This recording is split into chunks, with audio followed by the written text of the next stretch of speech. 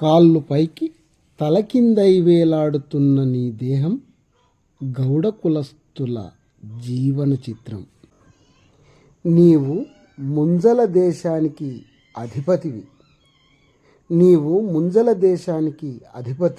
ఎండాకాలం పూట చల్లని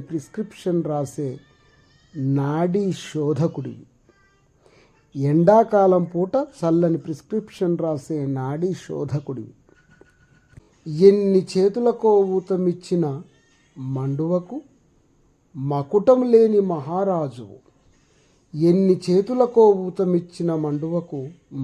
లేని మహారాజువు.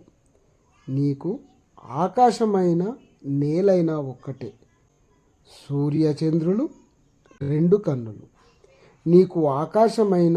నేలైనా ఒక్కటే, సూర్యచంద్రులు రెండు కన్నులు.